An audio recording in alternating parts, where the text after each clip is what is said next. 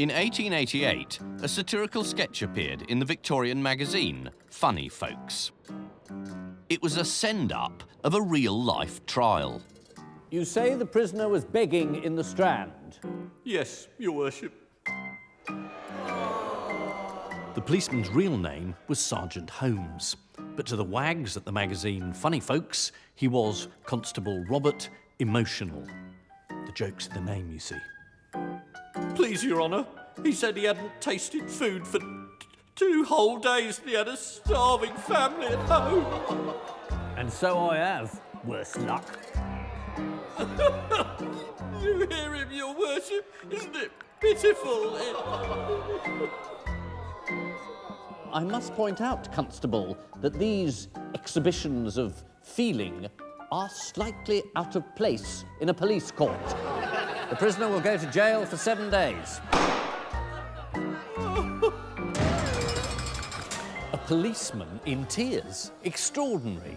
The press had a field day, the public were aghast, and Robert Emotional became a figure of fun. Because by the 1880s, this sort of behaviour was simply not acceptable. Englishmen and English women across society just didn't get emotional in public.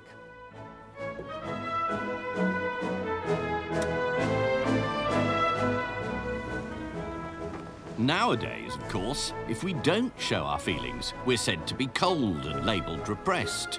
We may see the benefits of being more sensitive, but don't like the thought of being touchy-feely. Males, for example, are encouraged to act like new men, and then they get told to man up. Are we meant to be emotional or not? It's terribly confusing. As an English public school boy with a Scottish Presbyterian background, you can imagine what a representative of emotional literacy I am. But the Victorians had no such doubts. This was the period when the ideal of the stiff upper lip reached its zenith. It produced a parade of fair-playing heroes, valiant soldiers, and intrepid explorers. It made the people fearless, doubt-free, self-confident, or heartless, imagination-free, and self-denying. But how did Britons of all ranks come to buy into the idea that repressing your emotions was the way to get through life? And what were the consequences?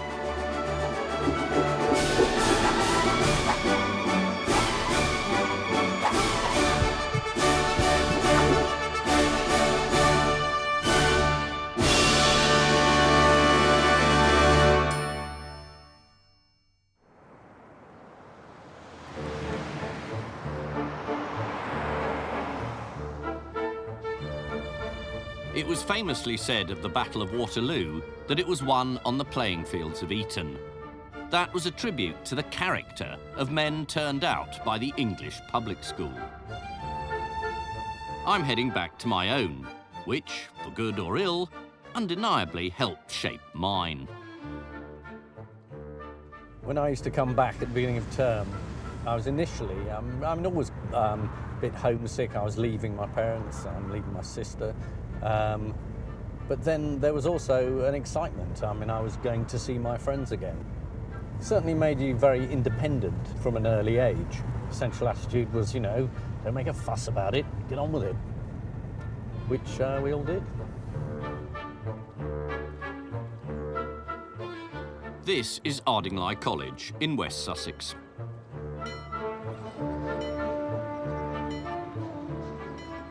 This is it, where I got dropped off from the ages of 8 to 18.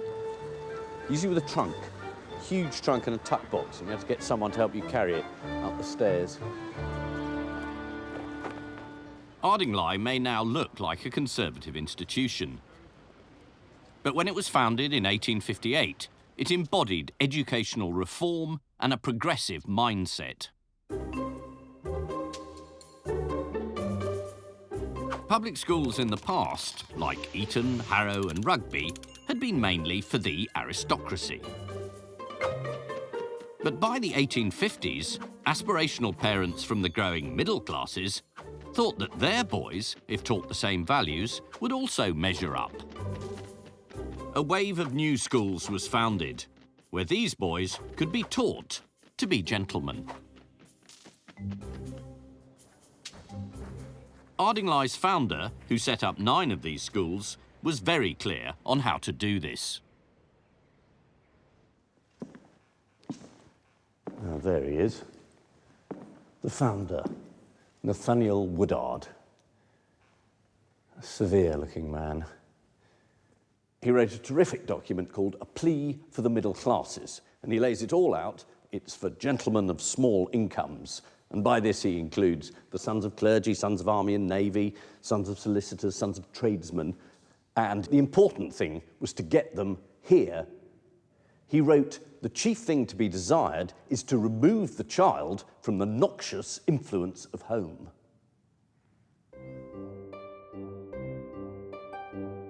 So, the suggestion was that these bad influences actually included parents, and certainly covered home comforts.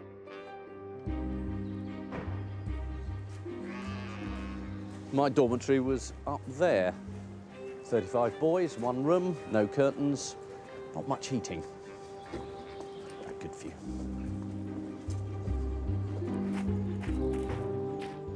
You weren't meant to show emotion in front of your fellows. You weren't meant to blub when you said goodbye to your mummy at the railway station. You weren't meant to blub when people hit you very hard with sticks, even though it's a perfectly normal thing to do, to blub. And therefore, it's probably created the most extraordinary psychological types, which we still see living with us in England today. At public schools across the country in the mid-19th century, masters increasingly strove to mould boys into men who would be a credit to Britannia, whether serving her at home or in the Empire. Training began in the classroom, where the key subject on the curriculum was classics, Greek and Latin. Aeneas and his men have been wrecked on the shore of Libya, and he's now about to speak to his men. I'll just join in. Talia voci refert, curisque gentibus aeger, To learn how to govern, boys were introduced to inspiring role models, ancient heroes like the poet Virgil's Aeneas. Such words he spoke while sick with deep distress. He feigns hope on his face and deep in his heart stifles his pain. What do you think, what qualities do you think Aeneas is showing as a leader here? What is he trying to do for his men? He's showing a sense of steadfastness. He can't let out his emotions. Well, it also says here, durati, which very modern could be translated as kind of man up. Yeah. Putting on a brave face. And is that a good quality in a leader? I think it's an essential quality for a leader.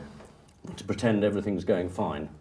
Well, in this situation, yes. It's almost kind of a, a prototype for how the English thought, they could act.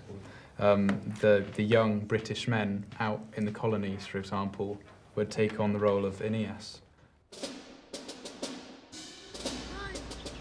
Outside the classroom, equally essential lessons in conduct were being taught. Good stuff. Here we go. Play. Good. Discipline on the sports field. Hold your run. Good. Off you go, Gunny. Off you go, Gunny. Brilliant. Well played. And morality in chapel.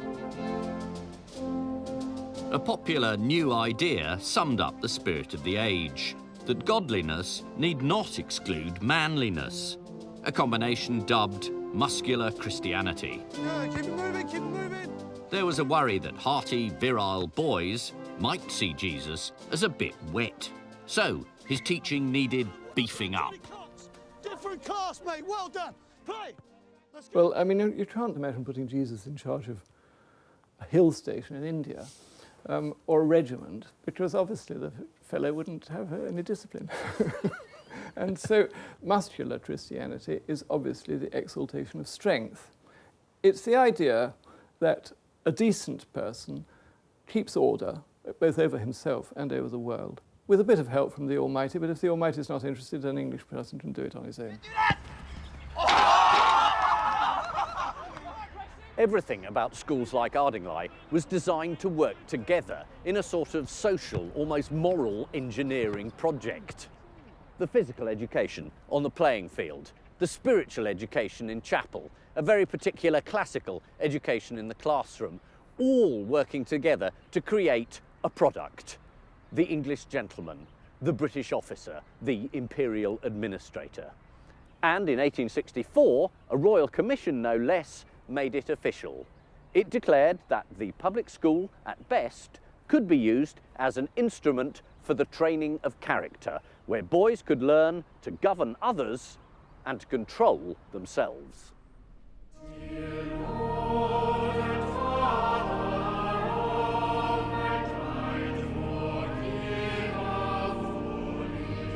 From all sides, Victorian boys absorbed the principle that while emotions may be felt, they should never be shown. Not that this was always easy.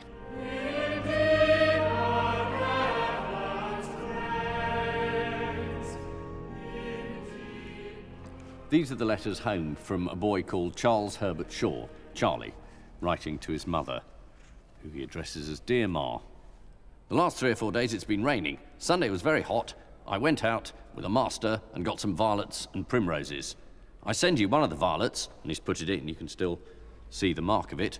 The cricketing season is coming on. There's a new railway which is being built. I have nothing more to say. I remain your affectionate son, Charlie. A year later, that formal attitude has something rather more serious to deal with. Dear Ma, I have a very sad letter to write to you. During the last week, scarlatina, scarlet fever, has broke out. One boy named Moore in schoolhouse dormitory died very suddenly last Wednesday, the 23rd. They say another boy is ill and not expected to live. I suppose you've received the circular which the college has sent. What I want to know is that, am I coming home? He then says, thanks for the flags of all nations. I'm glad you enjoyed yourself when you were at Southport.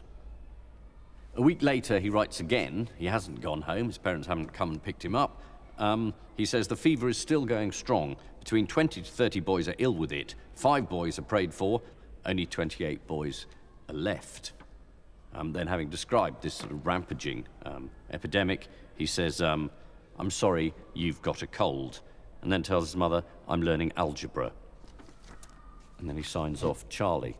And it is the extraordinary jump in tone. You can almost feel the sense of someone learning a process of dealing with their emotions. These things happen.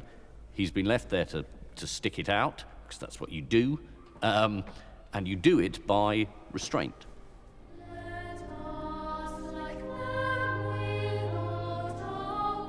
Unlike several of his classmates, 14-year-old Charles Herbert Shaw survived the scarlet fever.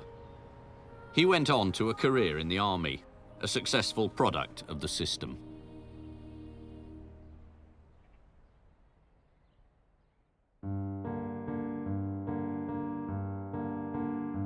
The model for Victorian manhood was now established, but it was widely believed that a good dose of emotional restraint would fortify the women too, despite the less promising raw material.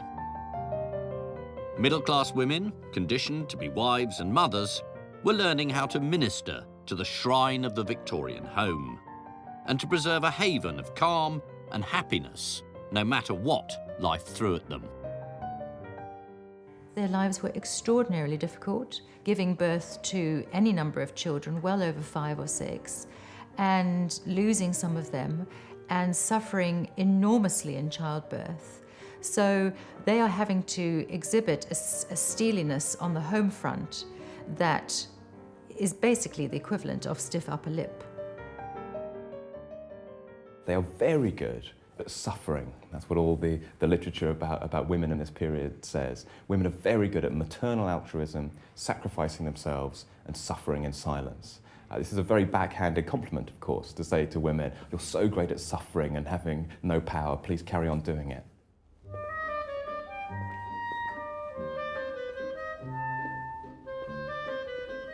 Women not only had to manage their own feelings, they were also expected to steady the ship for those around them.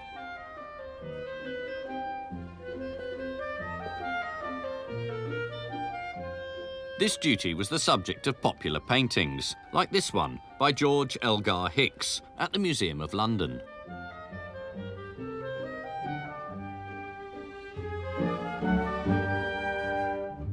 This painting is called Companion of Manhood, and it's part of a triptych called Woman's Mission. And this is quite literally a depiction of what the mission is. It is to support the man in every way possible. This is a beautifully run home. Breakfast things are all in order. There are fresh flowers. Fire is stoked. The woman has done everything. But, as happens in tragic Victorian pictures, something awful has happened.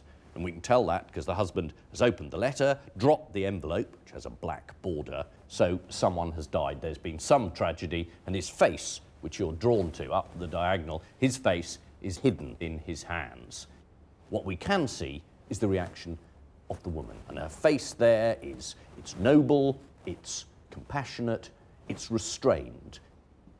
The implication for the viewer is that without the woman, without her solid presence, the man might just lose it. He might start blubbing, he might fall apart. The woman is there for her husband, offering, quite literally, tea and sympathy.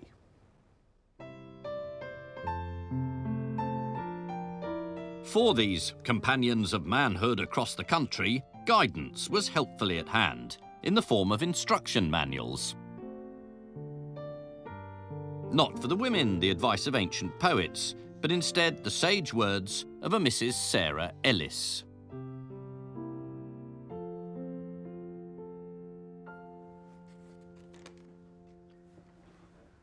Mrs. Ellis urged the women of England to bear pain with cheerfulness and resignation, and to engage in moral work in a domestic setting.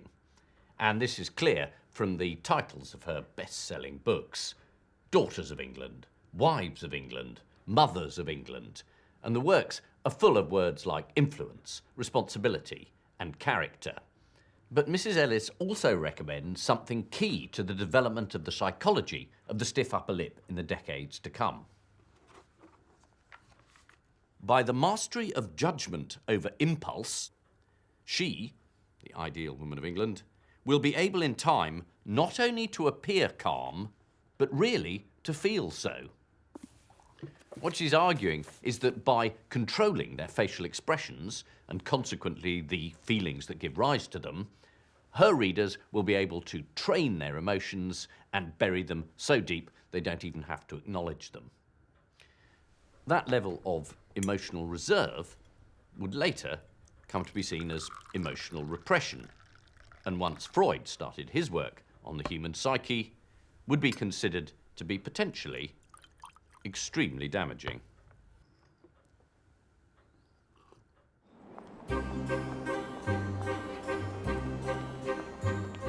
Self-control was now becoming a hallmark of the British middle class.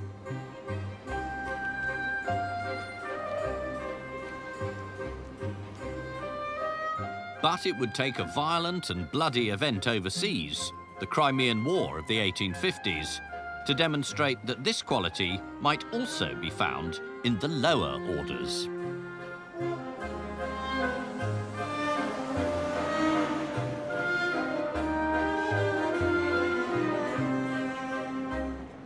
This is Britain's first public memorial dedicated to all ranks. The allegorical figure at the top is Honour, bestowing her tributes on 3 common soldiers. These are privates.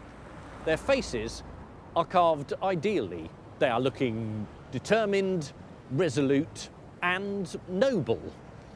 Now, for much of Britain's long and extremely martial history, the ordinary rank-and-file soldier was not considered to be statue material.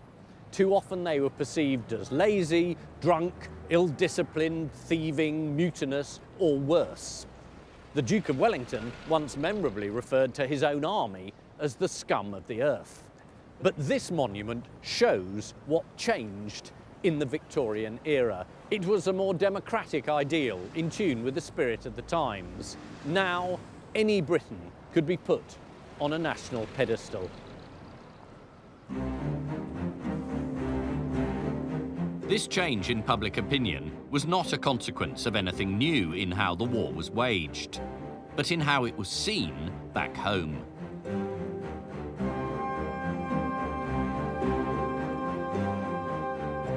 Thanks to the new medium of photography, civilians could see documentary images of the battlefield. And with the rapid development of the telegraph, news could be sent home in hours. Moreover, the reports were not glorified eulogies, but damning indictments of a bungled campaign, which cost over 20,000 Britons their lives on the battlefield and from disease. It was total blundering, stupidity and incompetence from beginning to end by the politicians, by the senior soldiers and the officer class. And indeed it exposed the officer class and the idiotic way in which they've been running the army ever since Waterloo. In contrast to their officers, the character of the ordinary soldiers shone through. Theirs not to reason why, theirs but to do and die. That bittersweet line from Tennyson's much-loved poem, The Charge of the Light Brigade, epitomised a nation's pride and sympathy for its heroes. In 1856, the Queen was moved to create the first Medal for Valour to be awarded to servicemen of any rank, the Victoria Cross.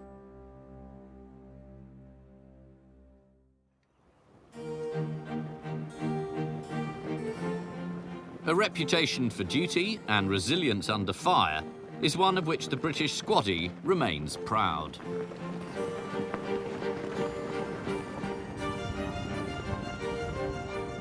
Of those original Crimean VCs, 8 were awarded to members of the Rifle Brigade. Today, the 4th Battalion, the Rifles, is based in Bulford, near Salisbury. If there's an upper body injury, obviously you can man up slightly, try and limp to the next marker if you've got a In 2013, they will be returning to Afghanistan for a second tour of duty. And one man, go and get help from the marker or any of the PT staff. Questions? Awesome. The idea of the British soldier, of you guys, is that you don't complain, you can handle anything, you're unflappable, you don't show it. Is that what it's like? Well, when you're here in the rain, everyone moans, but when you're out there, you don't mind at all because it's your job, innit? You're there to protect the bloke left and right of you, so you just have to get on with it. And you've got a lot of foreigners around you, you're in someone else's country. You've got to be a certain person, haven't you? Yeah. You've got to put a face on to the public to show them that you're strong enough to handle the situation. So if you're going out on a patrol and you look scared, they ain't going to have confidence in you. As a nation, we've a lot of respect for those who brave danger in war zones in the national interest. But we also have a peculiar regard for Brits attempting feats that are not just perilous, but arguably pointless. And that too dates back to the stiff upper lips Victorian heyday.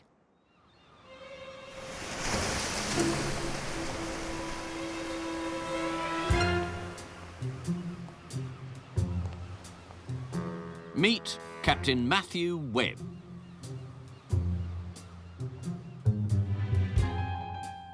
A merchant seaman from Shropshire with a fine moustache and a strong competitive streak, he accepted every challenge for its own sake.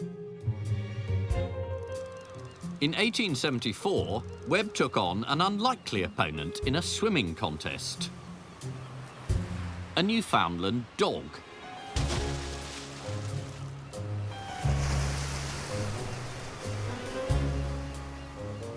Newfoundlands are very popular with fishermen. They have a well-deserved reputation for being able to stay in the water for a long time.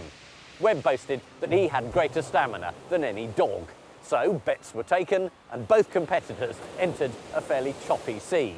An hour and a half later, the dog gave up, went back to its master's boat, whimpering to be let back on board. Webb was declared the victor. Never a man to rest on his laurels, he then said he would take on the ultimate challenge. He would boldly go where no man had been before. The final frontier, France. He would swim the English Channel.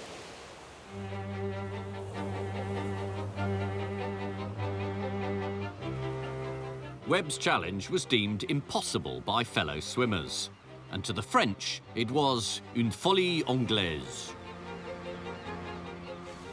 When it comes to, if you like, the display of stiff upper lip, demonstrating it, performing it, there is something peculiarly British. This does have something to do with the sheer enjoyment of the absurdity of this kind of survival, of surviving for the sake of surviving. It's a kind of masochism. Masochistic or heroic? You decide. On one of the coldest days of the year, Bryn Dymott is here in Dover, training to swim the Channel in the wake of his hero, Webb.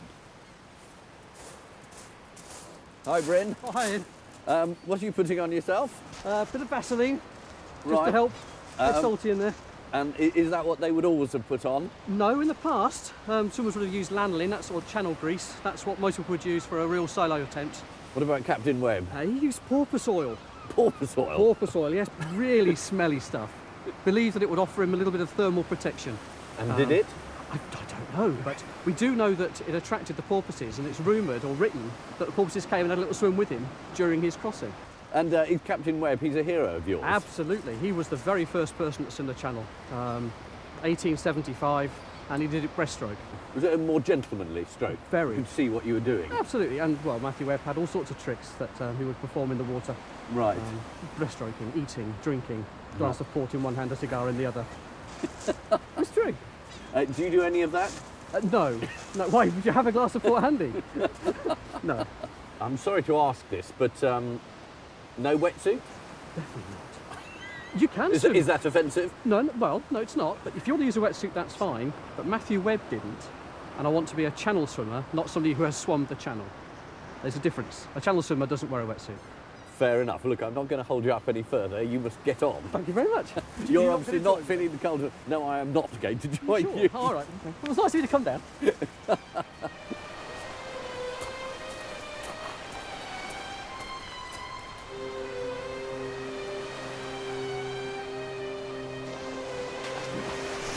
On the 24th of August 1875, a small crowd gathered here in Dover to watch Webb set off for his toughest endurance test yet.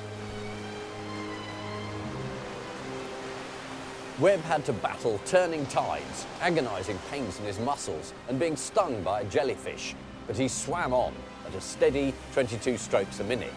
For sustenance, the crew in the boat accompanying him handed him beef tea, brandy and beer, and halfway across, a nice cold glass of cod liver oil. For the last 2 hours, according to a journalist who was along for the ride, it was perfect torture. Webb slowed down to 12 strokes a minute, and he was heard to cry out, "This sea is killing me by inches."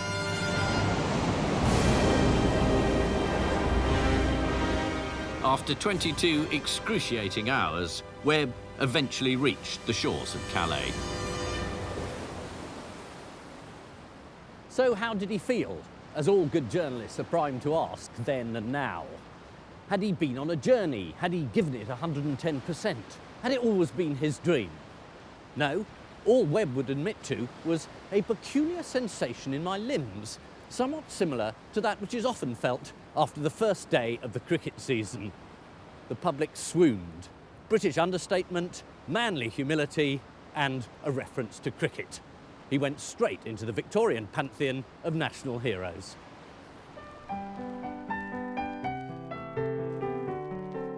Webb's success was seen as a trophy for the whole country. Everything from mugs to matchboxes celebrated his achievement. When Captain Webb first thought that he And songs were written in his honour. He said, "I'll take no jersey, for there's one already there. I'll leave alone the Boyton dress, the Mackintosh and flannel, and wear a suit of British pluck, the one I always wear." No one would repeat Webb's achievement for 36 years. This Superman swimmer was proof, to the British at least, of their national superiority. These tests of endurance that British men are putting themselves through in these periods, the exploration, swimming the channel, climbing mountains, trying to find the source of the Nile and so on. They were an extreme version of the stiff upper lip, proving that the Anglo-Saxon male could achieve anything, could suffer anything, and come out the other end robust and manly. And I think it was a bit pathological. Webb's ultimate challenge was an attempt to swim across the foot of Niagara Falls. But he was dragged under by a whirlpool and died. In this case, British pluck wasn't enough.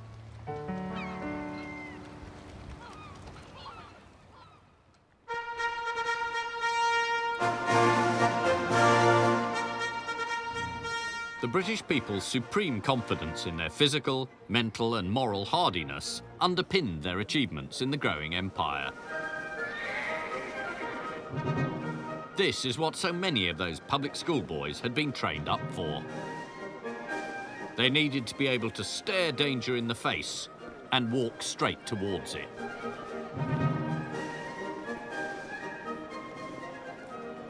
No empire in history had ever expanded further or faster or revelled in such exotic battle honours. 1871 to 2, the Lushai campaign. 1873 to 4, the Ashanti War.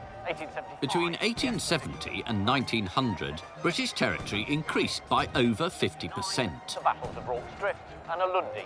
Every glorious, far-flung victory seemed to prove the very stuff of which those in the fabled Thin Red Line were made. The capture of Mandalay.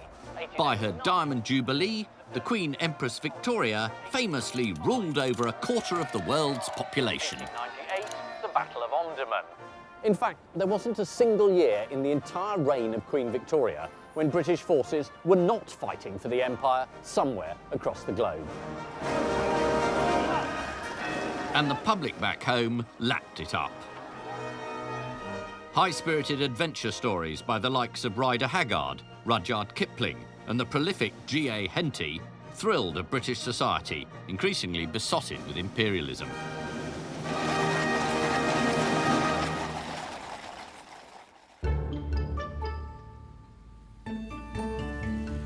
Indeed, ordinary British men and women were encouraged to believe that they had a stake in something magnificent. But the truth was that colonial rule was built on something astonishingly flimsy. The control of vast populations rested in the hands of only a tiny number of men. And the illusion that the British were all-powerful was maintained by an extraordinary piece of theatre. At the centre of the performance were the iconic figures of the unflappable Englishman and his wife, the doughty Memsahib. It was a grand masque of stoic control, played out in inappropriate dress. The stiff upper lip gave the British an image of themselves that allowed them to feel that somehow they deserved the benefits of the trade and the conquest, that the civilising mission that they talked about was genuine, that there were values behind the military force and the commercial enterprise. The British would never have described themselves as having anything as grand as an ideology, but they had an attitude. The stiff upper lip kept the whole show, and it was a show, together.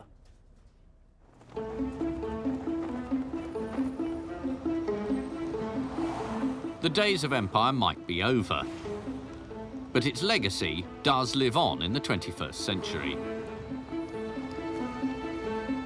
I'm going to see a politician, administrator and adventurer who has both studied and, in a sense, lived a version of the imperial show. MP Rory Stewart was educated at Eton and Oxford, and at only 30 was the deputy governor of 2 provinces of occupied Iraq. I found it one of the most satisfying, exciting jobs I've ever done. You get to be a knight in shining armour, you get to be a hero from a fairy tale. Did you, as a child, read any empire literature? Were you taken with tales of imperial derring-do? Yes, definitely. And I think it's very important, because I think that sort of history created the culture and the unwritten rules by which you knew how to react. I mean, I felt the first time I actually went out with my compound under siege and the heavy machine guns are going and people are trying to crawl over the roof, and you feel that somehow your dreams and your early childhood reading have suddenly coincided with your life and you know exactly what to do, and that's an incredibly powerful experience. What's clear from your accounts is you appear to have been unflappable. You didn't panic. I mean, this is classic British stiff upper lip. Was that important? I think incredibly important. I mean, when I was attacked in the compound in Iraq, and we'd been up, I think by that stage, for about 3 nights without sleep. There were 140 rockets and mortars coming to the compound. I remember very, very clearly going back to my room and how important it was to change my shirt, put on a tie, shave, and come back again with a big smile on my face. So what does the stiff upper lip mean to you? I think the stiff upper lip, to me, has its main quality not in courage but in truthfulness. That sense of modesty, of understatement, of seriousness, which actually made us work, which stopped us being just stiff-fronted buffoons, but actually made us some of the most canny, energetic, well-informed, flexible and successful people of the 19th century.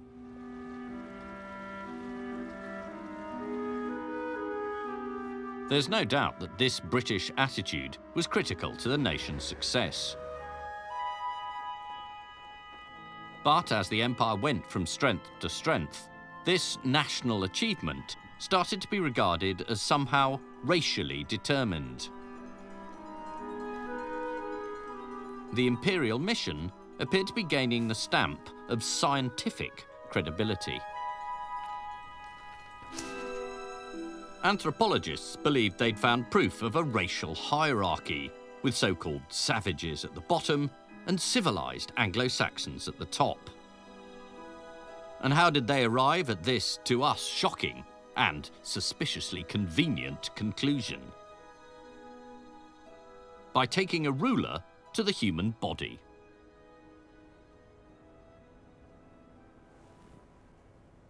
'19th century scientists were very keen on measuring skulls.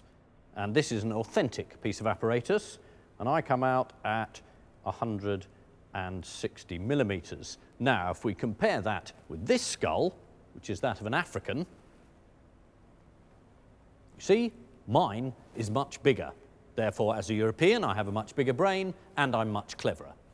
That's science. I am simplifying a bit, but that was more or less the conclusion. And equally scientific in the 1870s was the theory that not only are native and colonial people's brains smaller, but their characters are weaker. The authority for this was no less a figure than Darwin, who said that Englishmen rarely cry.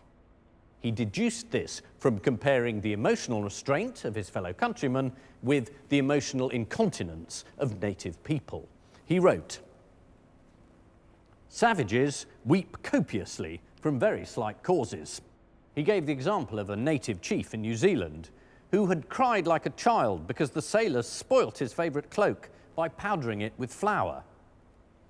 Nowadays, we might call that a traveller's anecdote, but in those days, that was cold scientific fact. In the emotional survival of the fittest, the British were going to win.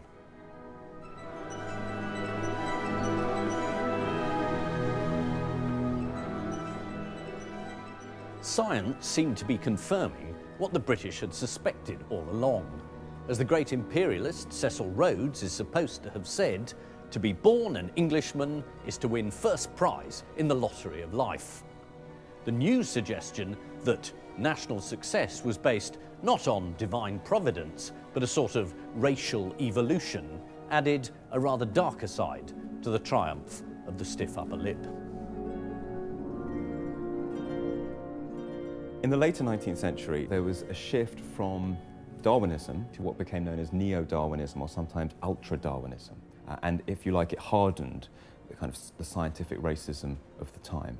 And you find in writers like Francis Galton the founding father of eugenics. This view that it was unfortunate, but other races, almost certainly because of their physical, emotional and moral weakness, would become extinct gradually because of the great superiority of the white races that were settling all around the world. And this was unfortunate, but inevitable.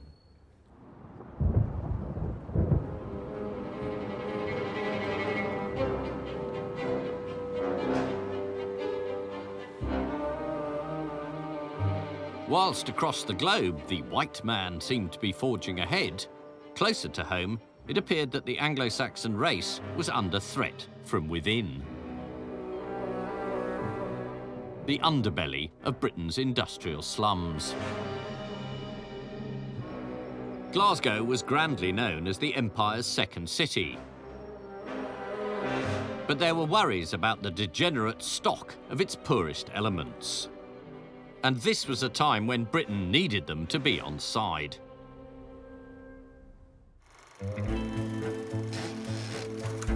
The unfortunate truth was that Britain had taught other nations to play up and play the game, and now they were vying to beat her at it. Germany, all Prussian rigour and awesomely synchronised calisthenics, was becoming a military player with real steel. And America's can-do spirit and clean-cut zeal mirrored its accelerating economic pace. It was all a bit worrying. If Great Britain wanted to remain top of the league and to stay ahead of the serious international competition, then it desperately needed to improve the quality of its next generation of players. The physical and moral health of the urban poor, particularly that of adolescents, was considered to be so bad as to be endangering the whole national enterprise. The raw material just wasn't good enough. It needed to be knocked into shape. But neither the boys' hard-pressed families, nor their basic schools, nor their uninviting churches were doing the job. So what could be done with them?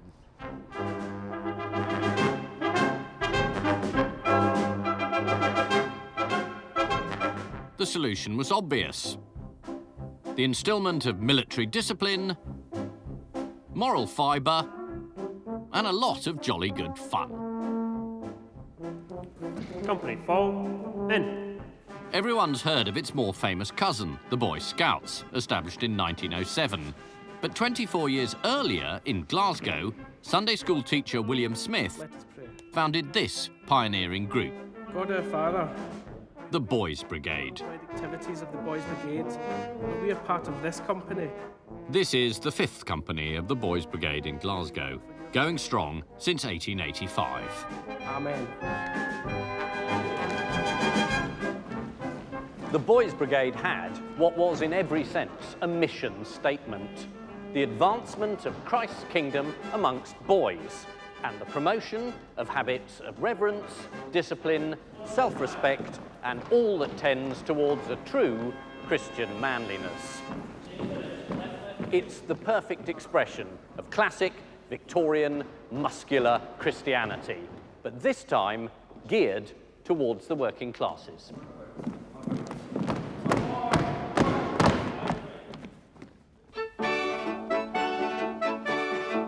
Just like at the public schools before them, misbehaviour was to be averted by a heady dose of God and games, fresh air and fair play. In 1891, the brigade's honorary vice-president, Henry Drummond, issued every member with an inspirational present. This is a special Christmas story that Drummond wrote, called Baxter's Second Innings. And of course, it's about cricket. Or rather, it's ostensibly about cricket. In fact, it's the captain of a cricket team giving a lecture to a boy, Baxter, about the great game of life. And it's an extended allegory. So he tells him that the bowler is temptation, throwing sneaky balls at you. And you, as a boy, have to guard your wicket with the 3 stumps of truth, honour, and purity. He says, I tell you, it's all written down. Where? On the scoring sheet. What scoring sheet? Your scoring sheet. Your character. Oh, groaned Baxter. Yes, exclaimed the captain, almost mercilessly. "It's all there. Every innings you play, every run you make, and every ball you miss. There's not a mistake on that sheet, not an omission. Character cannot lie. Character cannot be taken in. Character hides nothing. It forgets nothing." It may seem absurd, a bit contrived, but the boys loved it.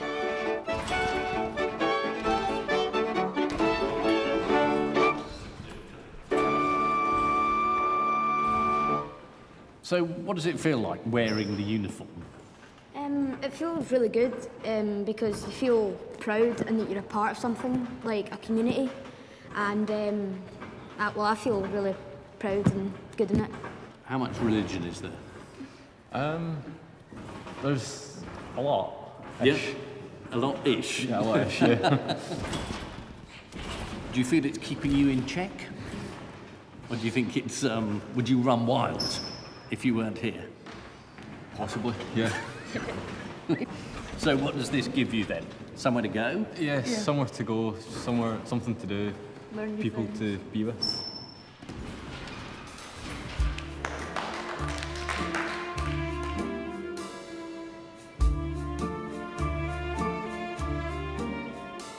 The Boys Brigade was a huge success, partly because it allowed all classes and all backgrounds to share in the idealised national identity.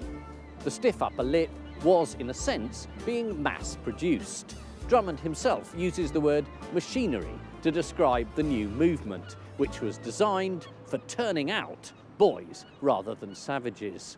Yet, as the century neared its end, alongside concern about the poverty and the squalor and the ugliness of the cities, there were stirrings of criticism for this homogenised industrial approach to character building, as though it was a process that could be managed like forging steel or constructing ships. Was the spirit of the age crushing the human spirit?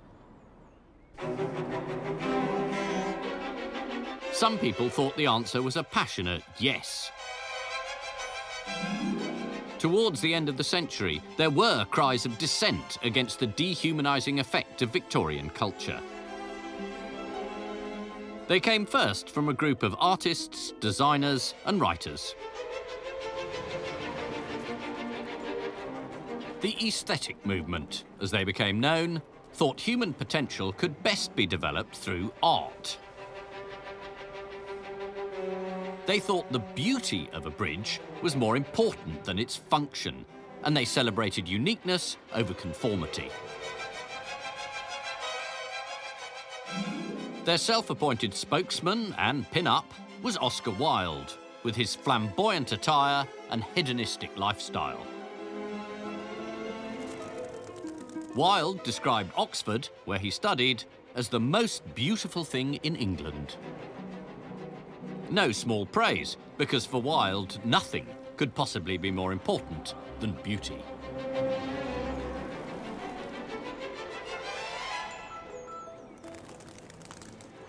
Looking out over the dreaming spires, you can see why Oscar Wilde and his fellow aesthetes became fixated by beauty. They were inspired by the work of an Oxford Don, Walter Pater, who wrote that the key to success in life was to burn always with this hard, gem-like flame to maintain this ecstasy. For these intellectuals, emotions were not to be suppressed. Rather, they were the key to fulfilment, perhaps the very point of existence itself. Nothing could be further from the stiff upper lip. The funny thing is that with the cult of beauty, which came with the aesthetic movement, we went back, to a large extent, to the origin of this cult of beauty, which was the Romantic movement, and which was, obviously, the cult of the emotions, the cult of pathos, a world where pathetic didn't mean awful and bad. In fact, quite a useful little example there, semantically speaking. What other language in the world uses pathetic as a term of abuse? Pathos is the feeling that we all cultivate in order to show that we're human beings, but the Victorians repressed it. The assault on the emotionally restrained establishment came not only from arty types. It had many champions and pursued many shocking new causes. At the same time, disturbing continental mood swings were finding their way across the Channel, a whole troublesome cocktail of fin de siècle anxieties. The turbulence would culminate with Freud exposing the strange, unconscious world of the self. Even the most sturdy and resolute Englishman might understandably have been overcome.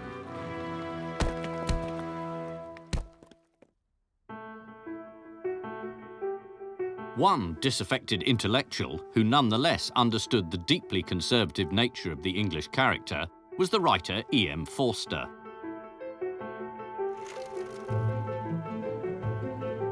In later life, he became a national institution. But as a homosexual, writing in Edwardian England, Forster's most intense feelings were outlawed by society. Perhaps understandably, he harboured a desire for a more emotionally open way of life, and he urged his readers to communicate as human beings. His epigraph to the novel Howard's End, published in 1910, sums it up with the words, "Only connect." Forster had been to public school, an experience he hated. He wrote in later life, in an essay on the English character, that the educational system was adept at producing Englishmen with well-developed bodies, fairly developed minds, and undeveloped hearts.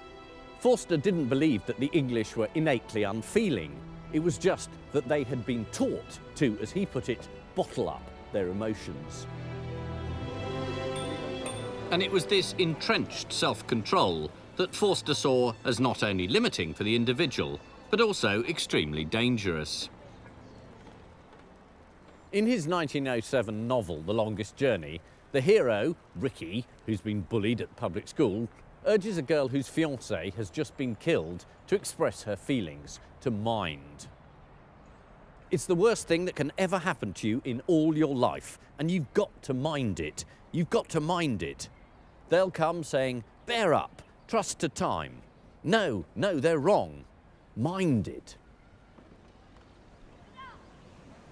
These ripples of opposition to the stiff upper lip may have begun as a rarefied intellectual critique of establishment values. But a decade or so into the 20th century, they were rapidly gaining momentum. And they might have developed into a great wave of dissent, had not something happened which would halt the advancing tide.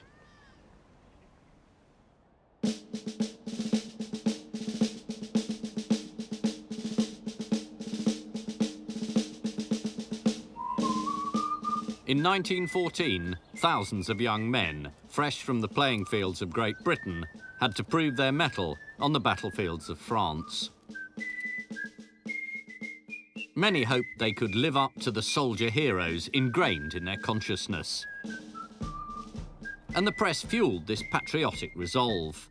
An article in the Times to all officers advised, "Keep men by you with a stiff upper lip when you're facing the finish, and when nothing remains but the honour of the regiment."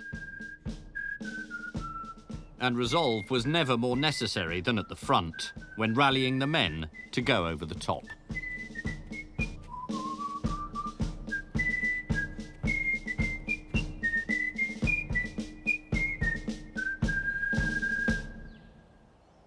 At 7:30 a.m. on the 1st of July 1916, the 8th Battalion of the East Surrey Regiment were in their trenches here, near Carnoy, waiting for the whistle to go over the top and attack German positions around the village of Montauban, over there. It was the first day of the Battle of the Somme. The commander of B Company, a former public school head prefect and hero of the sports field, Captain Billy Neville, had brought with him his choice of secret weapons: footballs. This is one of those very footballs. The lettering's rubbed off, but one of the balls originally said, "The Great European Cup, the final. East Surreys versus Bavarians. Kick-off at 0. Captain Neville kicked one of the balls out into no man's land as the signal to advance. A Private Furzy kicked another, and the men charged after. There was a prize for whichever platoon managed to dribble the ball over enemy lines first. They were, quite literally, treating war as a game.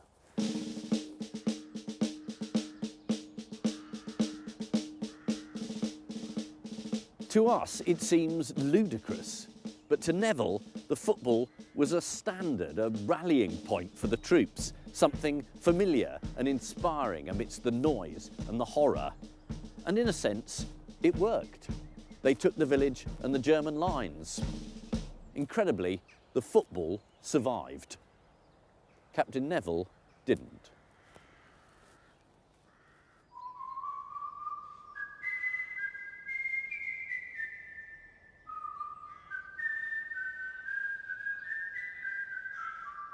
Captain Neville and Private Furzy were killed in the attack, along with 145 men from their battalion. And it didn't take long for news of the fatal game to reach the public back home. The Daily Mail published a verse in tribute on the 12th of July. On through the hail of slaughter, where gallant comrades fall, where blood is poured like water, they drive the trickling ball. The fear of death before them is but an empty name. True to the land that bore them, the Surreys play the game. It's terrible, but it's terribly moving. And you can't stand here without feeling the loss of these young men, the loss of innocence, the loss of a certain kind of idealism. This poem, written back at home, safe in England with its jolly jingoistic tone, shows that they had no idea of the scale of what was happening where Neville and the Surreys were fighting. No idea of the horror, the waste, the volume of death that was occurring on the Somme.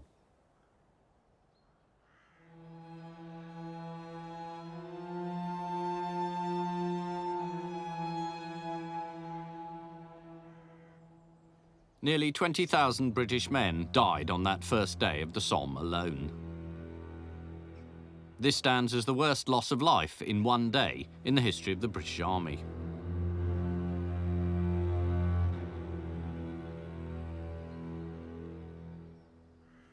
It's really hard, in a place like this, to know what to think about the stiff upper lip. It's difficult not to admire those who adopted it, but easy to feel angry at its consequences. What had helped us build an empire had also perhaps allowed us to sleepwalk into a national catastrophe and keep on walking. Surely this was the point that something in the ideal of the British character had to change. I feel the First World War proved that the stiff upper lip came with a price. Never again was there the same confidence, the same swagger about that form of Britishness. There was still resistance, fortitude, resilience, an ability to survive, but it was no longer accompanied by enthusiasm, optimism, delight, confidence, swagger. All that had gone.